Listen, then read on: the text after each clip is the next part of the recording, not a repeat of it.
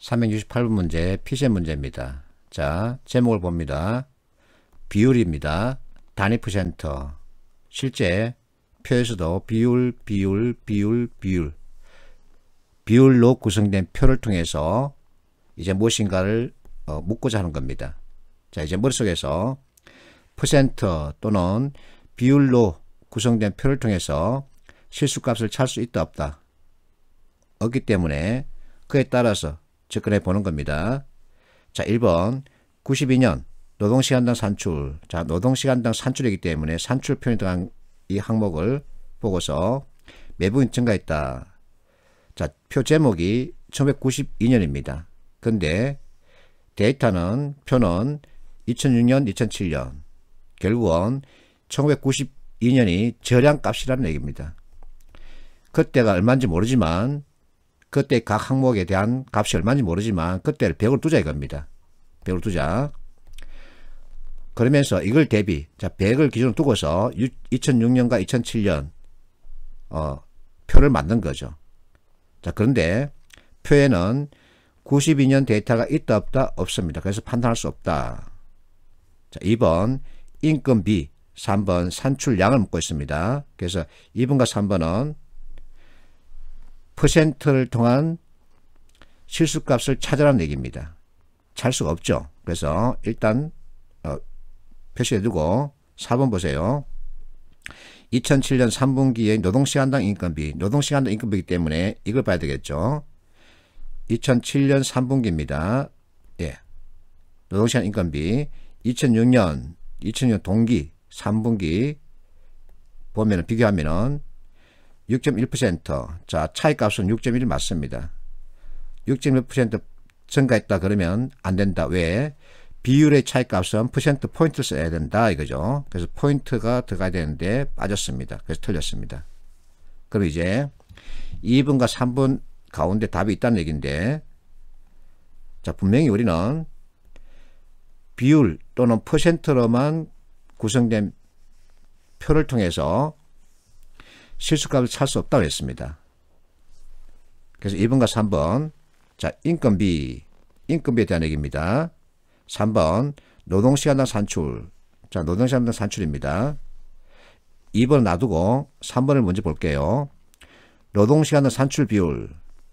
자, 점차 전체 값이 커지고 있습니다. 그래서 자, 노동시간당 산출. 그러면 결국은 분모에는 시간에 대한 정보가 들어가야 되고 분자에는 산출량, 전체 산출량에 대한 정보가 들어가야 되죠. 어쨌든 간에 시간 단위로 계산한 겁니다. 그러면 자, 비율이 증가했다는 얘기는 분자 값이 증가해야만이 비율도 증가합니다. 어쨌든 간에 시간 단위로 측정했습니다. 92년도에 1시간 단위로 측정했는지 또는 10시간 단위로 측정했는지 모릅니다. 그래서 어쨌든 간에 무엇인가를 기준으로 정했다. 예를 들어서 10시간 단위 측정했다면 2007년도에도 10시간 단위 측정값을 놓고 얘기하는 겁니다. 그래서 92년이나 2007년이나 측정 단위는 10시간입니다. 그래서 분모값은 고정되어 있습니다. 분모값이 고정된 상태에서 전체 산출량이 증가해야만, 분자값이 증가해야만 전체 값은 커지는 거죠. 그렇기 때문에 비록 3번은 산출량, 실수에 관련된 표현이지만 진술은 옳습니다. 그러면 2번은 왜 틀렸을까요? 2번 답인데, 그래서 내가 우측에 신문기사를 보여주고 있습니다. 자, 인건비 비율은 상황에 따라 달라진다. 그래서 기사 여러분들 참조하시고, 자, 이 표를 통해서 우리는 무엇을 짚을 수 있냐면 리트러시를 짚을 수 있습니다. 현장을 보는 안목입니다. 자, 노동시간 비율을 보세요. 점차 감소하고 있습니다. 노동시간 비율은 감소하고 있습니다. 감소 추세입니다. 노동시간당 산출 비율은 전체 증가하고 있습니다. 자, 이것은 감이고 이것은 증가입니다. 이 둘의 관계를 보십시오. 그래서 내가 그림을 그려볼게요. 둘의 관계. 자, 노동시간 비율은 점차 감소, 산출 관련 정보는 증가하고 있습니다. 이것이 현실에서 나타나고 있죠. 그러면 이와 같은 현상이 나타난 이유, 원인은 뭘까요? 사람들 노동시간은 점차 줄고 있습니다. 그럼에도 불구하고 산출량은 증가하고 있습니다. 어떤 환경 요인이 있을까요? 첫 번째, 기술 향상이죠. 생산 기술 향상입니다. 두 번째, 뭐죠? 공장 자동화를 될 수 있죠.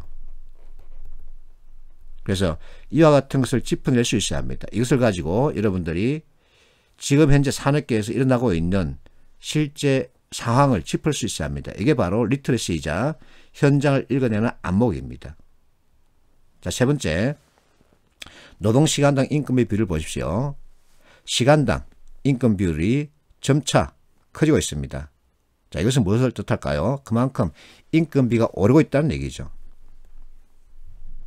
그래서 시간당 임금비 비율 증가하고 있는 추세, 92년과 2006년, 2007년 서로 비교한 겁니다. 임금이 많이 올랐죠. 근데 이제 마지막 1인당 임금 비율, 자, 이것에 대한 이해 꼭 필요한데, 자, 그림을 그릴게요. 어떤 회사의 전체 비용을 100으로 두고서 전체 비용을 100으로 두는 겁니다. 자, 여기서는 임금비 항목이 있을 거고 원자재 항목이 있을 것이고 회사 운영비 항목이 있을 것이고 또 기타 비용 항목이 있을 겁니다. 임금비는 빠질 수가 없는 거죠.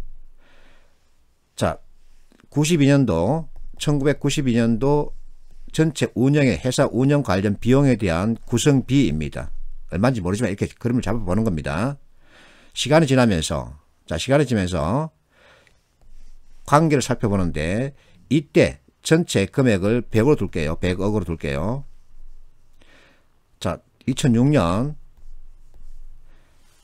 전체 비용은 100 그대로 유지되고 있습니다.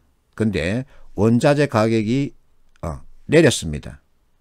임금비 금액은 올랐습니다. 그러면 이 구성비가 변합니다. 원자재가 차지하는 비율은 줄어들 것이고 이렇게 임금비가 차지하는 비율은 증가할 겁니다. 커질 겁니다. 왜? 원자재 구입비가 줄었기 때문에. 왜? 임금이 상승했기 때문에. 같은 금액을 놓고 봐도 시간의 변화에 따라서 차지 비율은 변할 수밖에 없습니다. 이걸 읽어낼 수 있어야 합니다. 그래서 자, 2007년 1분기 100, 2007년 3분기, 2분기 보면 분명하게 100보다 적습니다. 그렇다고 해서 1인당 임금 비율을 이때와 동등하게 볼 수 있느냐 이겁니다. 아니죠. 그래서 경제 환경에 따라서 많은 변수들의 영향에 따라서 이것은 변합니다. 그렇기 때문에 2번 임금비는 증가했다 감소했다 판단할 수 없습니다. 이걸 보라는 얘기입니다. 이게 바로 자료 해석이 요구하는 겁니다. 리트러시 관점에서 현장을 읽어내는 안목을 요구하는 거죠.